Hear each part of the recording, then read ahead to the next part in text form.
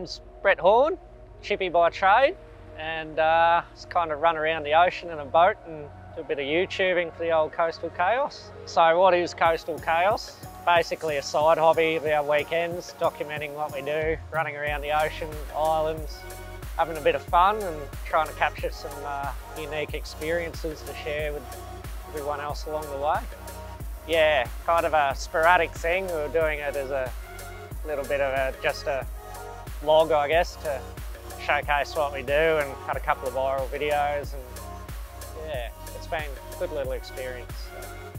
Top 3 would probably be all shark related videos actually. So yeah, land-based shark fishing. So we do a fair bit of that when the weather's bad, which is quite often, unfortunately, here.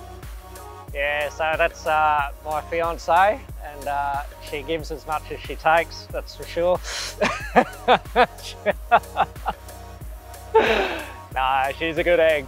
So yeah, pretty much my adventure buddy from day one. Go everywhere together, don't spend much time apart, and it's never a dull moment, I'll give you that. It's good, a lot of banter, feed off each other a fair bit, and yeah, wouldn't be anywhere else without her, that's for sure. Do I put my own bait on? No, I do sometimes, but it's why put it on when you've got bait, boy? So it's a 2005 Scout Sportfish 185, which is a 5.6 metre. I don't think they make them anymore, they stopped a while back. They do the 175 and the 195 now, so it's kind of a sweet spot in between. Started off with a little tinny, split that, got to a bigger tinny, split that.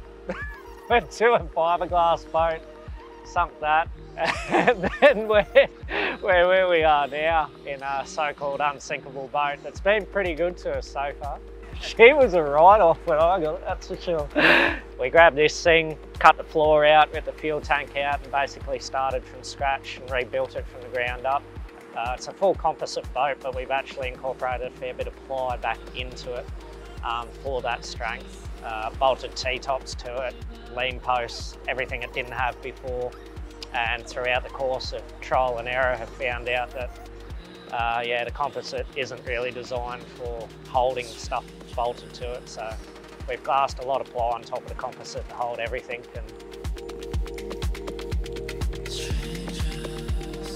I've got a 130 Yami 4-stroke on it at the moment. It's a 2018, I think. Just ordered a new one, but there's a 6-month wait.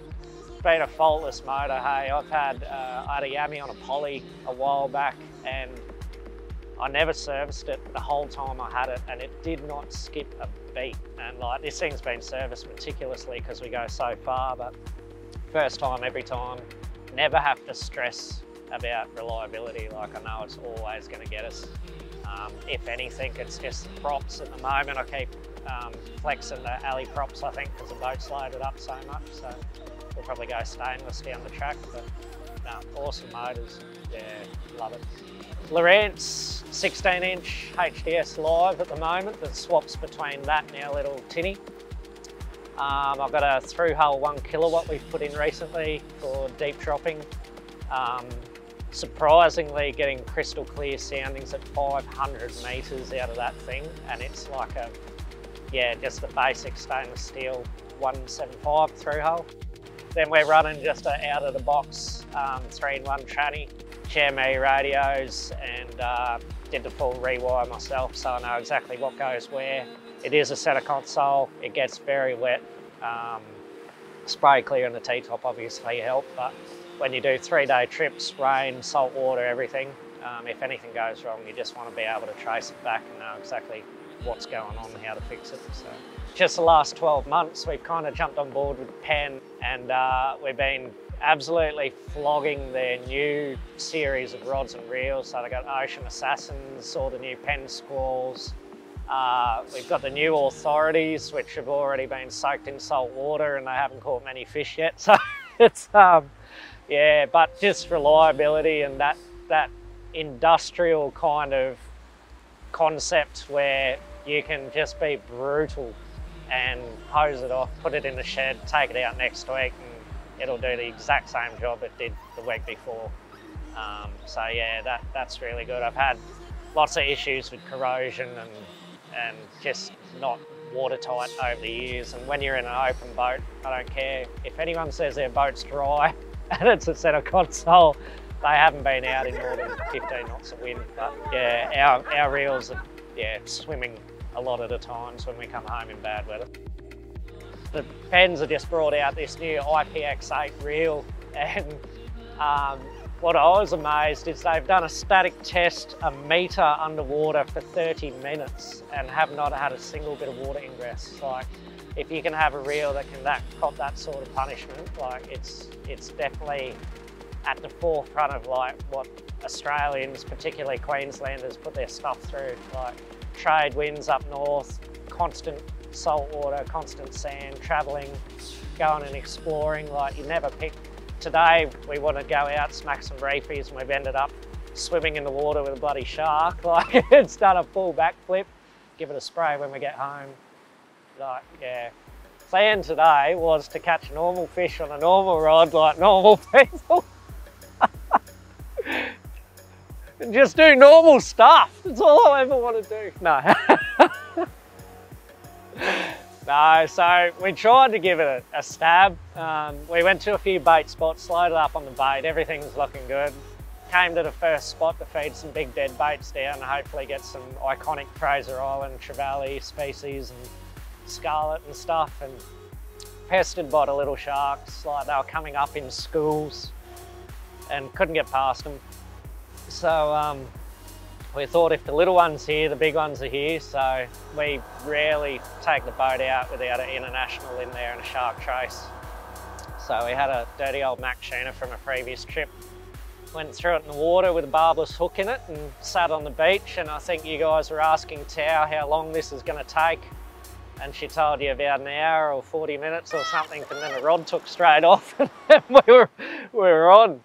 As soon as I heard it, I was like, oh my God, we're ready.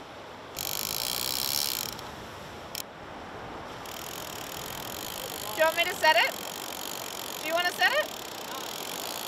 What up, Ryan? Run. Set it. Into it. Yeah, you got it. Yeah, we've kind of turned a reef fishing day into a land-based shark fishing day and managed to get a really healthy little tiger shark up onto the beach. Funnily enough, it had someone else's shark trace in it who had either cut it off or it had snapped off. So we were able to take our barbless hook out, no dramas, and actually get rid of the second trace. Show you guys how we handle sharks in the shallows, which is probably not the same way probably 99% of land-based shark fishers do, especially with the larger sharks, but we kind of try and show and promote how we think it should be done properly, which is leaving them fully covered in water and actually getting in the water with them. And as you saw, if you stay in a chilled state, the animal senses that. And they're super chilled out. We were walking right beside it, no hook in it, no trace. It could have spun around, ripped your legs off if it wanted to, but didn't give a crap. Walk beside it like a dog, give it a pat. And we find the bigger they are, the more placid they are. I think because they've probably had more interactions as well. And like any animal, if you go up to a dog and you're freaking out and peeking, the dog is gonna have a crack because it knows. But if you sit on the ground, eye level, jump in the water with a shark, same thing. And while you're touching the shark, you're putting that sense through it. They can sense your heartbeat and everything. Super evolved animals. So yeah, it's just about keeping calm and you can have an amazing experience and do it in a way that kind of is the least intrusive to the shark. You're not dragging it out of the water, you're not throwing a rope around its tail, you're not yee-hawing and ripping its head up to show its teeth. You're just there to have the interaction one-on-one, take it in for what it is and then let it go on its merry way. So Fraser Island is beautiful but extremely rogue and rough at the same time. So you can be on one side of the island and have crystal clear, no wind, beautiful water, and you'll take your boat around the tip and there'll be 4 metre swells on a bar that looks like the most treacherous thing you've ever seen in your life, and your butthole will pucker and you'll turn around and come back to the clear water. But at the same time, it just attracts everything. You've got rainforest in the middle, you've got crystal clear fresh water pumping out of the earth, running into the ocean. You've got the biggest whale migration this side of Queensland that comes through. We're seeing whales just off the beach here while we're sitting here filming. The marine life is next level. You've got that transition of the north and south species. It's just got absolutely everything, and it's a stone throw. Like, it's a 13k run from the harbour to the first bit of Fraser. You got all the mangrove systems there. You come up here, you got the beaches, you go over the bar, you got the shelf. Like, it's endless, absolutely endless. But yeah, magical place, magical. The thing I love about fishing the most is the fact that it's about my only escape from reality these days. So it's the only time I don't take a phone with me, I have no reception, I don't wear shoes when I'm in the boat at all for that reason. I kick my thongs off as soon as I'm in the boat and I get that instant feeling of relaxation. I know I'm going somewhere to do something I want to do. That's what it is, more so for me, is just bringing me back down to earth and escaping everything and keeping sane. Yeah.